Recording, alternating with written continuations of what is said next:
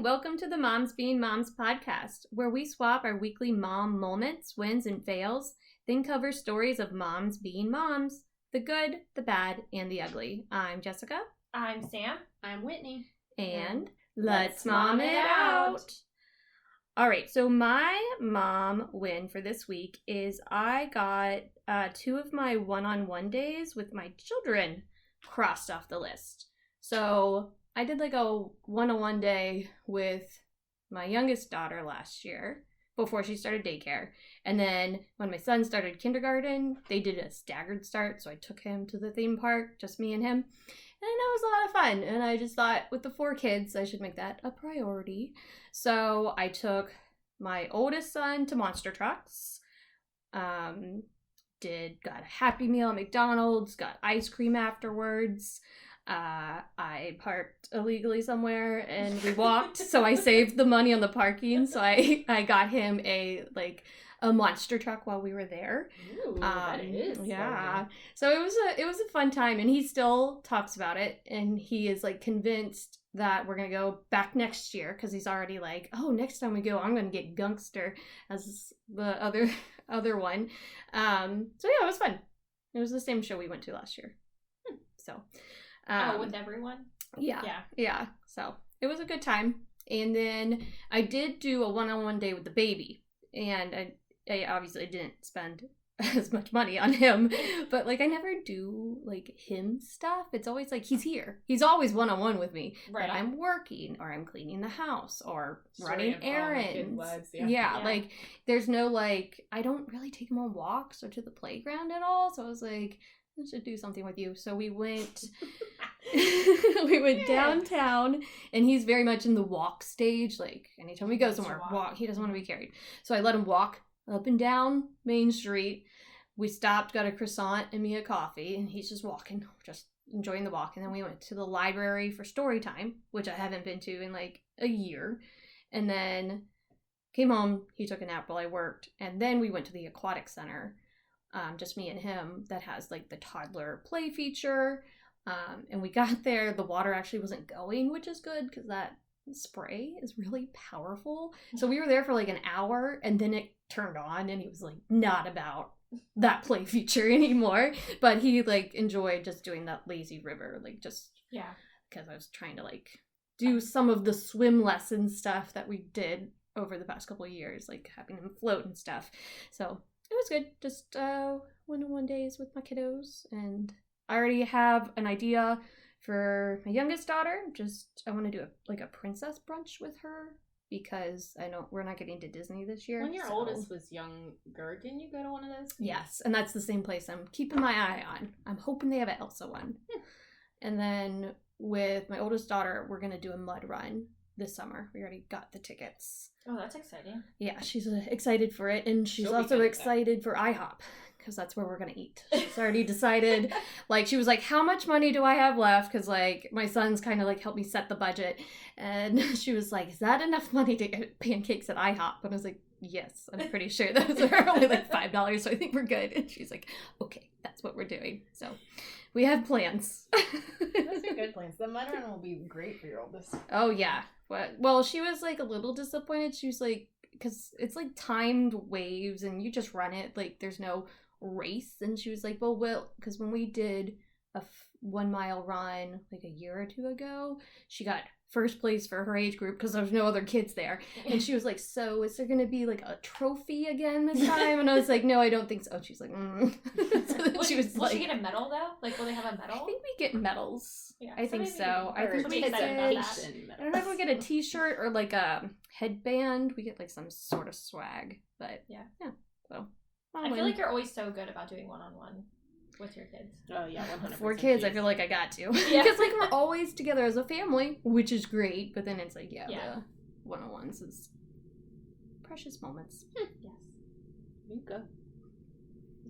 All right. Well, I guess I'll call this a win and a fail because of the conversation that I had with my oldest. So one night I was putting him to bed, and I was like tucking him in, and then he all of a sudden out of the blue goes, Mommy, you're sometimes a little mean to me.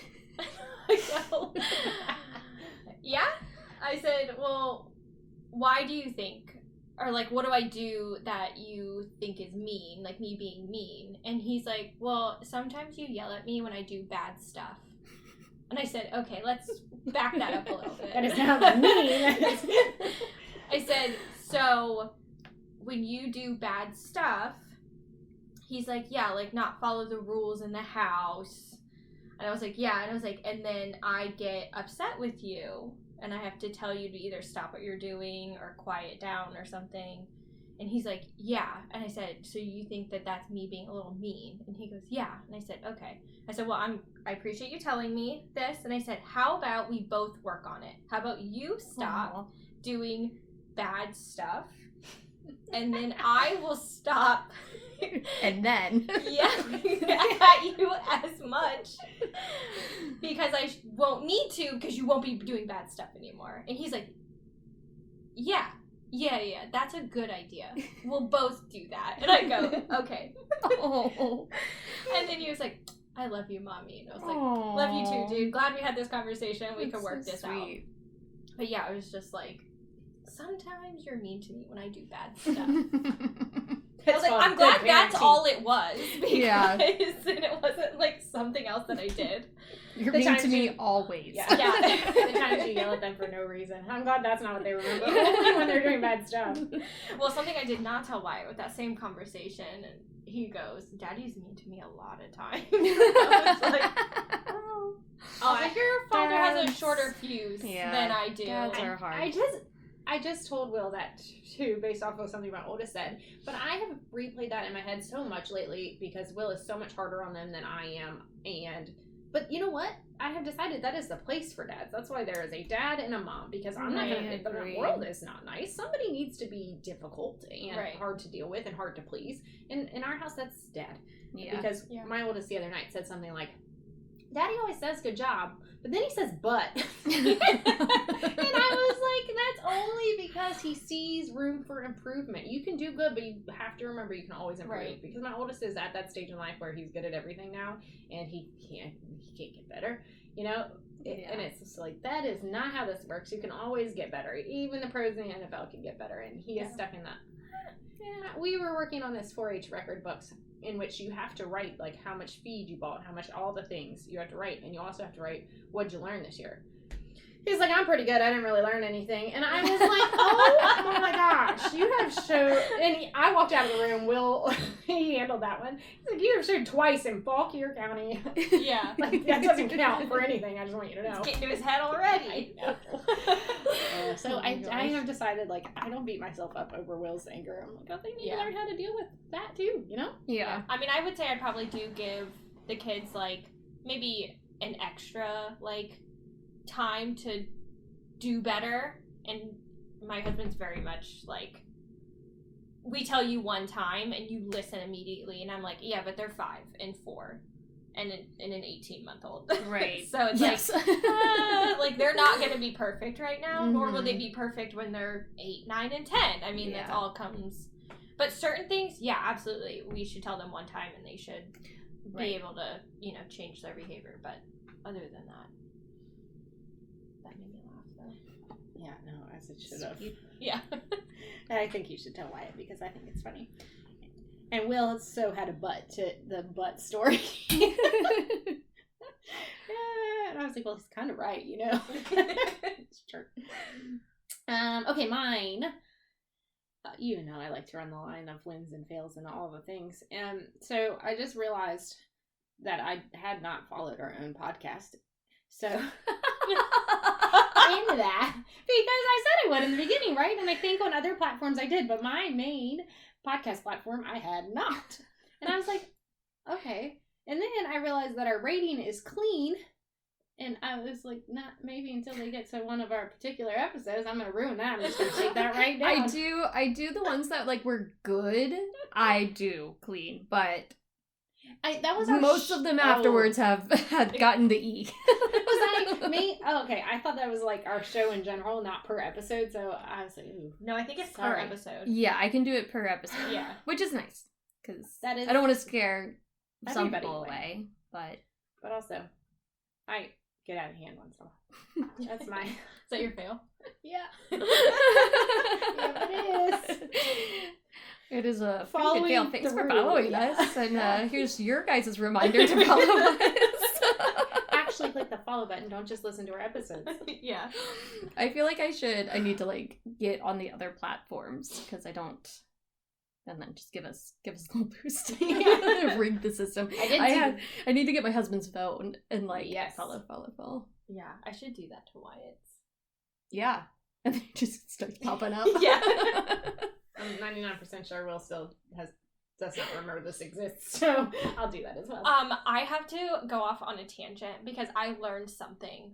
And I just have to make sure that I'm not a fucking idiot for not knowing this. I'm so nervous. Okay, it's about the woman's body. Did you know This was the mythical clitoris? No. We're close, but no. I thought she was going to say Did about the you male know- body, but we got to the female body. Yeah. No, which is crazy, right? Because I'm a woman. I feel like I should have known this. No, I'm learn it nervous. every day. I probably don't. Did you know that your ovaries are not exactly connected to your fallopian tubes? Elaborate. Like, they're Little not flap? attached. Oh. Like, they have, like, little tentacles, I want to call them, but I don't think that's the right word for it, so don't So quote me that, on that. And so when your ovaries release an egg, it, like, sets off, like, a call to your fallopian tubes, and then they kind of, like, put their tentacles out, and they grab the egg, and then they pull it into your fallopian tubes. I did not know that. And one of your fallopian tubes can go on the other side and grab an egg from the other side. No wonder you're pregnant all the time. Huh. Yeah. I did not know So that. quickly. I don't think I knew that either. Because like when you look at it like a picture of it in a book, it's and they're always definitely connected. Yeah. And it looks almost like a flower. I know that's weird, but like I remember in my head, fallopian tube, little petal things that are wrapped around the ovary is what I feel like it looks like in books. So maybe that's like the little tentacles that were just like they just tentacles. automatically attach it in a picture. I didn't But know that. I didn't know that your fallopian tube could go on the other I didn't side and understand. grab an egg. I have a Detaching follow-up it. question to your tangent. Is that the cramping that I get when I ovulate? Is Is the it little like tubes are moving around?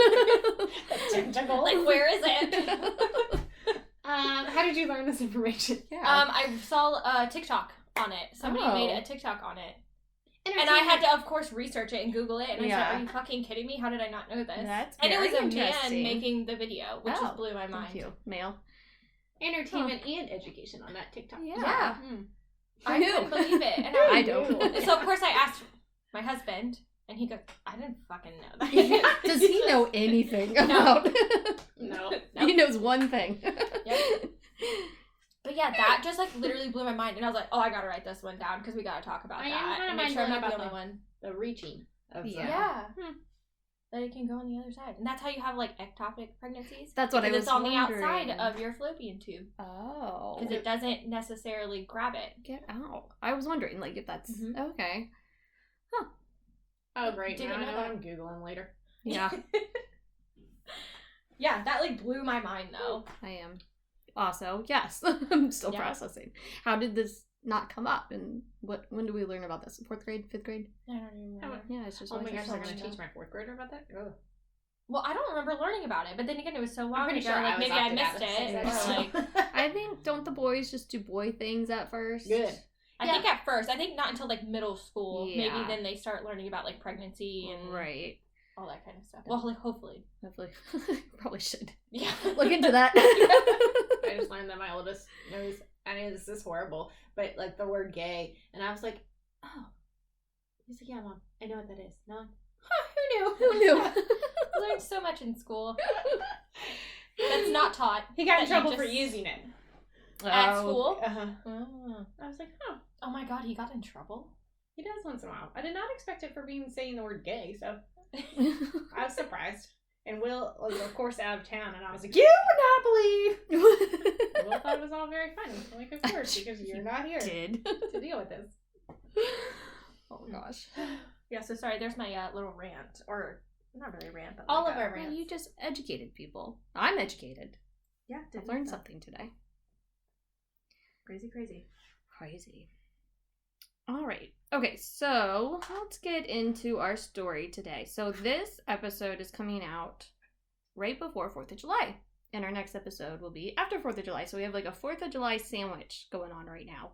So I have a theme for our next 2 episodes. And it is presidential. And before everyone rolls their eyes about history and throws up in their mouth a little bit, it's gonna be a good one. Because I can tell you both of these women were on a bad mothers list. So I tried to get a little controversial.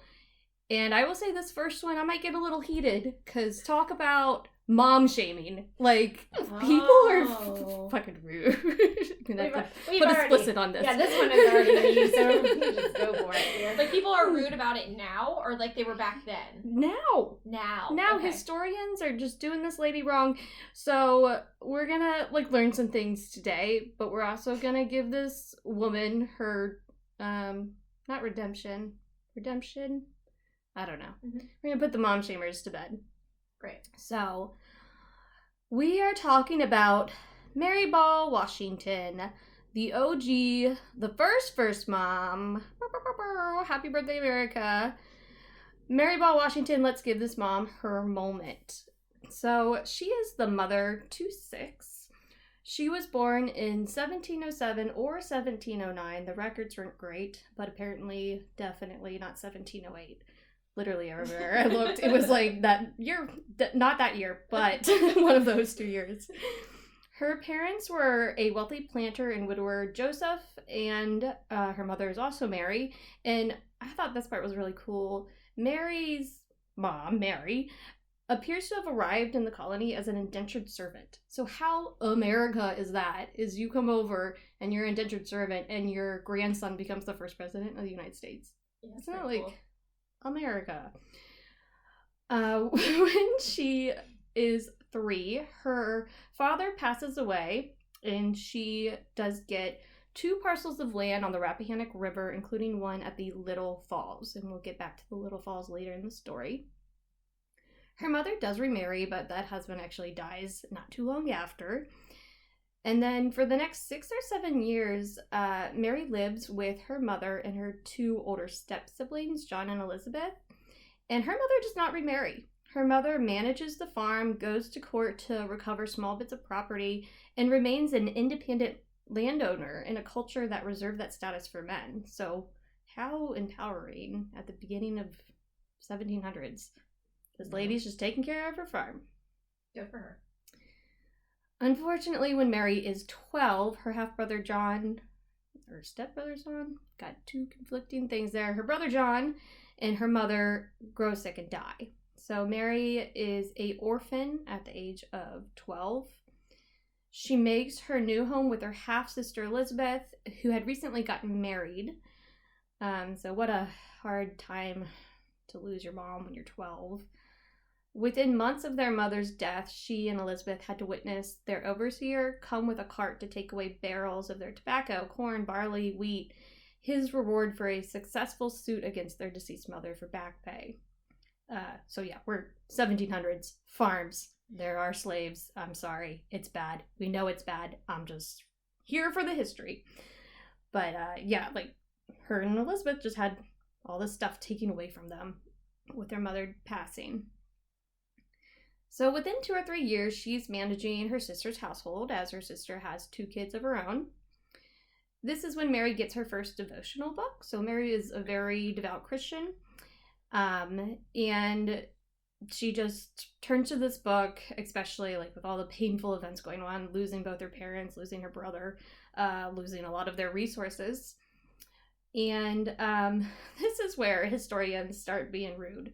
Okay, like we're just going to ignore the fact that she lost like almost everything in her earlier years. But in the 1720s, young women were like getting into novels. And she was not one of them. She was like into her devotional books. And so historians like point to this and say she doesn't develop a lot of empathy or sympathy because she doesn't read novels. Literally. Like, What? I know, right? Like, I'll tell you, in a couple episodes, I'm going to cover a story where novel reading could get you in trouble. So, like, maybe she's dodging a bullet, but, like, okay, she's just religious. I don't know. Maybe she doesn't have time to read a freaking book. Right? I feel like She's running a household. I feel like then it'd be hard to be. I mean, you could be sympathetic. It'd just be hard in general because everybody's surrounded by death all the time anyway. Right. So Yeah. Maybe she didn't have money for books. Exactly. Or empathy or Judgmental sympathy. people. Yeah. Anywho, so that's where my first, like, okay, I'm just gonna point at things that make no sense. So Mary marries Augustine Washington in 1731, and this part's fun. He gives her another devotional book called Matthew Hale's Contemplations, Moral and Divine, and the book actually belonged to his first wife. So he's like, oh, wife is dead, got a new wife, here's a book that she had. So it's a little creepy to me. Creepier is Mary inscribed her name below that of her deceased predecessor. So, like, she gets the book, it has the woman's name in it, and she just, like, writes her name underneath her name, like it's a library book. It's a little creepy to me. And this one becomes the most important book in her collection, and it's her central aid in child rearing, and just guides her the rest of her life. It's so important to her, George Washington actually has his own copy by 1764. So a very influential book, probably on our nation. Speaking of George Washington, he is their firstborn son, and he's born February 22nd, 1732. In 1738, the Washingtons moved to Ferry Farm, which is across from Fredericksburg along the Rappahannock River. Here, Mary gives birth to 5 more children: Betty, Samuel, John Augustine, that's one name, Charles, and Mildred. Mildred passes away in infancy, but the other ones do live on to adulthood. So here are some 2 stories during this time that I thought were fun. I listened to the podcast Plotting Through Presidents, and they covered her. And they had these 2 stories that I had never heard before. So we all know the cherry tree story where he, like, chopped down his father's cherry tree and he mustn't tell a lie. So there's actually a different version of that story that may be the actual story involving his mother. And you'll see why it's not the story that's retold, usually. Mary had a favorite horse, and no one could tame it. And when George is about 6 or 7, that's a fun 6-7 joke for everyone, he gets his friends to help him saddle this horse, and he tries his best to break in the horse. So it's like getting crazy, it's like bucking and all this stuff, and it's resisting him so bad it actually eventually dies. Oh my god. So Mary comes out and she says, hey kiddos, where's my horse? Where's my favorite horse? I would love to see him right now. And George tells her, I mustn't tell a lie. I tried to tame the beast, but it died during the process. So Mary is, like, visibly upset for a second, but then she applauds him for his honesty. That's a good mom. The second story is, this one's probably not true, a fabrication, but the lightning story is when Mary was pregnant with George, she was struck by lightning. The strike killed the girl visiting who was sitting next to her at the dinner table and melted the silverware in her hand. Now, this story is thought not to be true, or partially true, I should say, because she might have been struck by lightning. There is actually a reason to think she was struck by lightning, but when she was younger and not pregnant. It is reported that she was terrified of storms. So Augustine, her husband, dies in April of 1743, leaving Mary in charge of her family, 5 kids, because Mildred passed away, in Ferry Farm. And she actually remains single for the rest of her life, and she carries Ferry Farm through periods of significant economic depression. Now here we get into the historians picking at her again. So Augustine left his best properties to his eldest sons by his first marriage. Mary was allowed to stay in the Fredericksburg house, but had to turn it over to George when he turned 21. If she wanted basically more than what she brought into the marriage, that had to come from the resources allotted to her other children, kind of setting her desires at odds with theirs. if she remarried, she would have to put up security to ensure her children would receive their full inheritances at 21. Failing that, she would lose custody of them. So she remained a widow for all of her years. Maybe because of this like financial impact, like she couldn't remarry, she could lose custody of the kids because she didn't have the money to put up their inheritance type thing. But yeah, historians look at this and they're like, yeah, she just didn't remarry so she could keep all the kids' money. They call her a shrew for doing this. It's like, well, maybe someone didn't want to marry someone with 5 kids. Right. Like, I don't know, maybe no one was knocking. Maybe she didn't need a husband. She grew up with a mom who took care of it. So she knew she could do it. But historians were like, yeah, she just wanted to keep her kids' money. It's rude. It was like a moment for like a F them kids because she had to survive too, you know, to a certain point. Yeah. Yeah.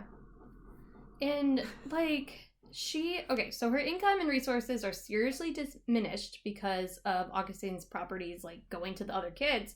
She still makes sure that her daughter and her 4 sons have a proper education and as much pottage as she could provide. So typically the elite were sending their kids to college in Britain. She couldn't do that, but she still educated them. She kept the young men in proper clothes and wigs, and these wigs cost anywhere between $2,000 to $3,000 in today's dollars. So she's like still doing her best, trying her best. Single mom, 1700s, like I don't know, just doing her best. So the most commonly repeated story about Mary Washington details her refusal to allow George to join the Royal Navy in 1746. He is 14 and wants to join the British Royal Navy and she doesn't like it. Heaven forbid. He's 14. He's 14. And some fun facts about the Navy is 1/3 of the people would die. And since he was American, he would have been treated like crap. So, like, yeah, she's like, I don't really want you to go. And she's supported by, it says her brother Joseph Ball, who lived in London. And he basically told her, yeah, don't put him in the Navy. Like, you guys got farms. Just have him be a farmer. You'd do better if he's a farmer. So Washington agrees to his mother's decision and stays put. She does not convince him to not join General Edward Braddock's disastrous 1755 campaign, however. So he's 10 years older now. He's 24. He wants to go fight, I believe this is the French and Indian War. He wants to go fight in that war, and she rides 50 miles to visit him and to voice her concerns. So again, this is, people are like, oh, look at her, she's so controlling, doesn't want her oldest son, to, go fight in a war. He still does it, okay? And he suffers illnesses, and she actually nurses him back to health. But yeah, historians point to that, and to her not wanting him to join the Navy as examples of her being controlling. God forbid. God forbid she doesn't want her son to die in a war or on a boat. Yes. Like, he's 14. Or get treated like shit at the age of 14. Right? Like, she's just always been surrounded by death. Maybe she doesn't want more of it. I don't know. I think I would do the same thing. So she tries her best to instill in her children practical and religious wisdom, and she has some success, but none of her children become frugal. All of her children marry up, and George marries way up. He marries the wealthiest woman in Virginia, Martha, in 1759. So he moves to Mount Vernon with Martha because she has all this money, and Mary continues running Ferry Farm, which originally had been left to George. But like most Virginia farmers, Mary was cash poor, so from time to time she would ask George for small sums of money. And he had a good amount of money, but he was also good at spending money. So he was actually going into debt. So some historians pick at this. Here she is, like, asking for money. His brothers did the same thing. His brothers asked for more money than she did. It's ridiculous that they like to drag her in there but forget about everyone else asking him for money. And to be fair, George's irritation focused on his mother's behavior. There's even a letter that implies that while he was in the midst of battle, she writes to him that she needs butter and a Dutch servant. So I guess he had a response that said, yeah, butter's a little hard to come by during this war. So he is, like, suggests to her and also other people that her wants are imaginary. He does take over Fairy Farm to kind of, like, help her out, and he buys her a small house of her choosing in Fredericksburg. So a very good son. It's actually right next door to her daughter Betty and her husband, Fielding. And despite the fact that George purchased the home for his mother, Mary frequently complained in both public and private that she lacked resources. So, okay, she is getting a little much right now. Especially after he buys her a house. Let's be quiet a little bit, but... So George thought that the move into town would be the end of Mary's farming, but she still had the land her father left her at Little Falls. So during the Revolutionary War, she would drive on out there and work on the farm. Work, quote unquote. She had slaves. But yeah, she would drive out there in the middle of the Revolutionary War to her farm so she could make money.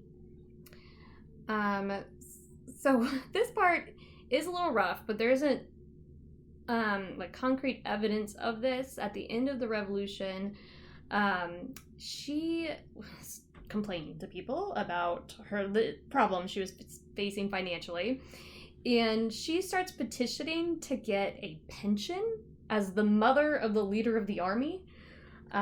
So the Speaker of the Virginia Assembly is the one that kind of lets George know, hey, your mom's about to ask the government for money, claiming that she's unable to support herself because you're off fighting a war. So the Virginia Speaker of the House was Benjamin Harrison, who let Washington know about this, and Washington writes a detailed letter in which he defends his continued care for his mother. He said, before I left Virginia, I answered all her calls for money, and since that period have directed my steward to do the same. She has not a child that would not divide the last sixpence to relieve her from real stress. So yeah, money was definitely an issue there. And historians have generally considered this Mary's greatest affront, publicly humiliating her son with the accusation of neglect, that's pretty bad. A formal petition has never been found, nor is it clear whether it was just more than talks, but George expresses outrage to his friends and siblings in many letters that Mary was complaining about her inability to survive and pay the high wartime taxes. He insisted that the whole family was always ready to help her. To be fair, at the time of Mary's complaints, she, along with Betty and other family members, had been evacuated from Fredericksburg. While there, within the span of 3 weeks, Mary's son Samuel dies, as well as Betty's husband. Betty also becomes really sick. Mary is almost 80, and she's, again, seeing people dying close to her. She has no money because she's been evacuated. Her overseer had been cheating her for a long time, and Betty's once wealthy husband, he was leaving behind enormous debts incurred manufacturing arms for George's army. So, I don't know. Maybe she did have a leg to stand on there. However, George and Mary, they do reconcile. They are still very much a great mother-son relationship. He kind of reminds her, like, are we behaving with the cheerful acceptance of a good Christian? And I guess that brought her back to earth. She lives to see her son command the Continental Army to independence and inaugurated as the first president of the United States in 1789. There is legend that Mrs. Washington was said to be openly opposed to her son's revolutionary politics. But this is according to French officers, and it was like a friend of a friend of a friend told this French officer that she was a loyalist sympathizer. But there's no other proof of that. So we're just that's not true. Put that on this podcast. This is the one that really kind of ticked me off, and I found this out like literally yesterday. So she did not attend his inauguration, which some historians were like, what a terrible mother. She's on her deathbed. She dies a couple months later from breast cancer. So she's literally wasting away. So yeah, she's not going to make the trip to his inauguration. She's 80. And it's not like trips were easy. Yeah. Right. I read that and I was like, wait, what? But then she died. I'm like, oh yeah, she was dying. So no, she couldn't freaking make it. George did stop by on his way to the inauguration to get her final blessing. So what a good son. As much as he kind of reminds me of another child-parent relationship I see sometimes where the kid does a lot. And the parents sometimes not always appreciative, but they do have a great relationship at the end. So Mary dies of breast cancer in Fredericksburg on August 25th, 1789. George wrote of his mother's death in a letter to his sister.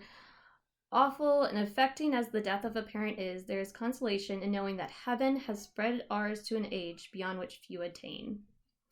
The letter continues to go on about his continued frustration at her request for money. But can't let that one go. Yeah, can't let it go. The high-ranking members of the newly formed government in New York enter a 5-week period of official mourning for him, and George himself dons a black badge for 5 months following her death. There is a monument that's erected for her. The Mary Washington Monument is in Fredericksburg. That was put up in the 1890s. And in Fredericksburg, there are several institutions that carry her name, the most prominent being the University of Mary Washington. Today, visitors can also visit Mary Ball Washington's Fredericksburg home. What a mom.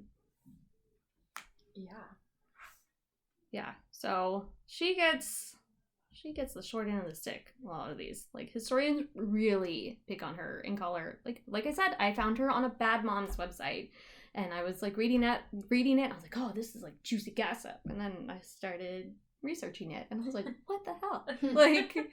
The ultimate mom shame. 300 years of mom shaming. It is, yes. Meets the end. So open for interpretation because, records and transcripts, what? Exactly. What do we really know? I think it was the Plotting Through the President's podcast. They said that, when George passed away, Martha, this guy has a bunch of letters, a bunch of trash. So he burns a bunch of it. So we don't, know, all of the back and forth between them. But, I don't know, cut the woman a slack. She only, raised the founding father, the first president of the United States. I feel like we need to give her some credit, especially with his dad dying when he was, 10. So... yeah, she was the influence on his life. Good or bad, it worked out. Good or bad. I don't know. That story got me a little riled up. I'm here for you, Mary. All right, so that is our episode. Have a great 4th of July. Be sure to follow us. Rate, subscribe, comment. We are still taking mom wins and fails, so we can do an episode on listener moms and fails. So send those in. These episodes will now be coming out weekly to help you get through summer with your kids. So good luck with that. Hope that's going well for everyone. That's it. Mom's out.